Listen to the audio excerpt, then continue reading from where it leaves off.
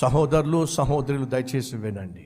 వృద్ధాప్యానికి వచ్చినటువంటి తల్లిని తండ్రిని నిర్లక్ష్యం చేయటం, కని పెంచి పెద్ద చేసినటువంటి కన్నవారిని నిర్లక్ష్యం చేయడం, అది ఎప్పటికీ ఎవరికి ఏనాడు క్షేమము కాదో అనే విషయం మర్చిపోవద్దని ప్రభు పేరట మనవి చేస్తున్నాను. ఆ తండ్రి ఫోన్ చేశాడు, ఒరే అమ్మకి ఒంట్లో బాగోటలేదు, మంచాన పడింది, నిన్ను కని పెంచి పెద్ద చేశాం, ఆస్తి అంతా నీ పేరున రాసేసాం, నీకు ఇల్లు కూడా కొనిపెట్టేశాం, కనీసం ఈ వృద్ధాప్యంలోనైనా చచ్చిపోయే ముందైనా ప్రశాంతంగా జీవించాలని ఆశపడుతున్నావురా, రమ్మంటే ఇంటికి వచ్చి నీ నీడలో బ్రతకాలనుకుంటున్నావురా అని అంటే భర్త వెళ్ళి భార్యను అడిగాడు, నాన్న అమ్మ వృద్ధాప్యానికి వచ్చేసారు, వచ్చి మన దగ్గరే ఉంటానని చెప్పి అంటున్నారు, నువ్వేమంటావు?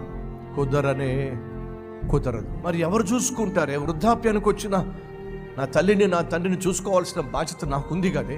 ఈరోజు ఉద్యోగం చేస్తున్నానంటే చదివించింది వాళ్లే కదా.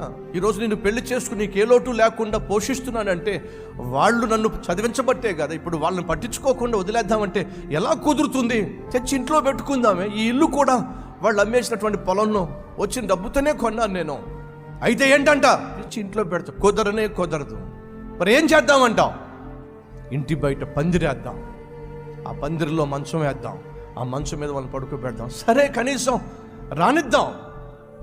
ఆ తండ్రిని ఆ తల్లిని రానిచ్చారు, కానీ ఇంట్లోకి కాదండి, పందిరిలో ఒక చిన్న మంచం వేశారు. అక్కడే వాళ్లకు విశ్రాంతి, అక్కడే వాళ్ళకు జీవించాలి. సరే, వాళ్ళు తినేటటువంటి ప్లేట్లలో పెడితే ఏమనిపించిందో ఆ కోడలకు, కానీ వీళ్ళ ముఖాలకి తిండే దండగా అని చెప్పి వాళ్ళ ఇంట్లో ఒక కుక్క ఉందండి, ఆ కుక్కకు ఒక ప్లేట్ ఉందండి, ఆ ప్లేట్ తీసుకొచ్చి వీళ్ళకి అన్నం పెట్టేదండి. ప్లేటు తీసుకొచ్చి అన్నం పెడుతూ ఉంటే ఆ ప్లేటు కడుక్కొని వాళ్ళు ఆ కుక్క ప్లేట్లోనే భర్త ముందు భోంచేసేవాడు, తర్వాత భార్య భోంచేసేది. వీళ్ళేమో లోపల దర్జాగా పంచభక్ష పరవణలన్నీ అనుభవిస్తూ ఉండేవాళ్ళు. వాళ్ళకేమో పచ్చడి మెతుకులు పెట్టేవాళ్ళు, మిగిలిపోయిన కూరలు వేసేవాళ్ళు. నిజమే, ఈ రోజుల్లో వృద్ధాప్యానికి వచ్చిన తల్లులు తండ్రులు అనుభవిస్తున్న క్షోభ ఇంత అంతా కాదండి.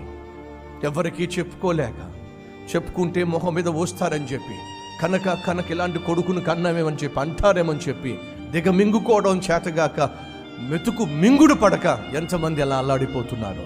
ఈ లోపల కుక్క ప్లేటు కాస్త మాయమైపోయింది.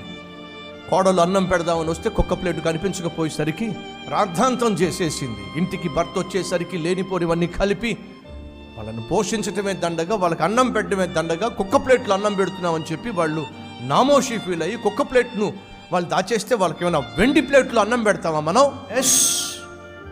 నా దగ్గరికి చాలా మంది బిడ్డలను తీసుకొస్తారు, ముట్టించండి అని చెప్పి.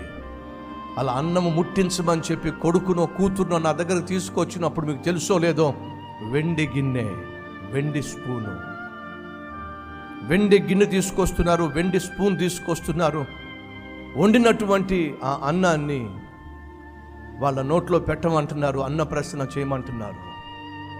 మర్చిపోకండి, మన తల్లి మన తండ్రి మనకు అన్నం పెట్టడం మొదలు పెట్టినప్పుడు వెండి ప్లేట్లోనే పెట్టారు, వెండి స్పూన్తోనే పెట్టారు. అలాంటి తల్లిని అలాంటి తండ్రిని నిర్లక్ష్యం చేస్తూ ఇప్పుడు కుక్క ప్లేట్లో అన్నం పెడితే వాళ్ళ గుండె ఎలా తరుక్కుపోతుందో ఒక్కసారి ఆలోచించారు. ఇంటికి వచ్చిన భర్తను చూసి అత్త మీద మావ మీద లేనిపోనివన్నీ కల్పించి చెప్పేసరికి ఆ మూర్ఖుడేమో కర్ర పట్టుకుని పాప వృద్ధాప్యంలో ఉన్న తండ్రి మీదకి వెళ్ళి చావగొట్టబోయాడు. అలా కొడుతూ ఉంటే పరుగున కొడుకు చిన్న పిల్లవాడు, నాన్న తాతని ఏం చేయొద్దు అని చెప్పి అడ్డుపడ్డాడు. నీకేం తెలుసునా, పక్కన తప్పుకో, వీళ్ళని వృద్ధాప్యంలో పోషించడమే దండగా, ఇంట్లో పెట్టుకోవడమే దండగా, కుక్క ప్లేట్లు అన్నం పెడుతున్నాం అని చెప్పేసి పెద్ద ఫీల్ అయిపోతున్నారు వీళ్ళు, పక్కన తప్పుకో. ఇప్పుడు కుక్క ప్లేట్ కూడా దాచిపెట్టేశారు. అప్పుడు ఆ కొడుకు అంటున్నాడు, నాన్న కుక్క ప్లేట్ దాచిపెట్టింది వాళ్ళు కాదు నాన్న, నేనే దాచిపెట్టాను. నువ్వెందుకు దాచిపెట్టావురా? ఎందుకు దాచిపెట్టాను అంటే, వృద్ధాప్యానికి వచ్చిన తల్లికి తండ్రికి కుక్క ప్లేట్లో మీరు అన్నం పెడుతున్నారుగా, అవును అదే ఎక్కువ వీళ్ళ ముఖాలకి, అదే నాన్న, అదే ఎక్కువ వాళ్ళ ముఖానికి, కాబట్టి ఆ ప్లేట్ నేను దాచిపెట్టా. నువ్వెందుకు దాచిపెట్టావు? నేను పెద్ద అయిన తర్వాత నాకు పెళ్ళైన తర్వాత నేను కూడా మీకు కుక్క ప్లేట్లోనే కదా అన్నం పెట్టాల్సింది. అప్పుడు మళ్ళీ కుక్క ప్లేట్ దొరుకుతుందో దొరకదో అని చెప్పి ఇప్పుడే ఆ ప్లేట్ దాచిపెట్టేశాను నాన్న. పక్కనే ఉన్నటువంటి తల్లి గుండె తరుక్కుపోయింది.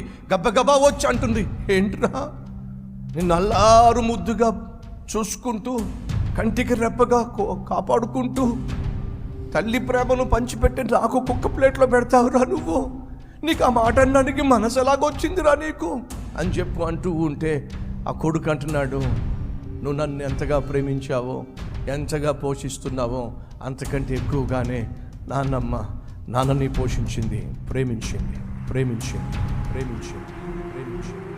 నాన్న, దయచేసి ఒక రిక్వెస్ట్ ఉంది, అది దయచేసి నువ్వు తీర్చాలి. ఏంట్రా నీ రిక్వెస్ట్? ఆ కర్ర ఎక్కడైనా పడేస్తావేమో, అది నాకు ఇచ్చి మరీ వెళ్ళు. నువ్వు ఎందుకురా? ఇప్పటి నుంచే ప్రాక్టీస్ మొదలు పెడతా.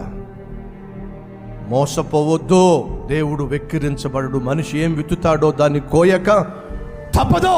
వృద్ధాప్యానికి వచ్చిన తల్లిని తండ్రిని పట్టించుకోకుండా నిర్లక్ష్యం చేసే ప్రతి రాక్షసుడు ఈ వాక్యాన్ని విని బాగుపడితే మంచిది.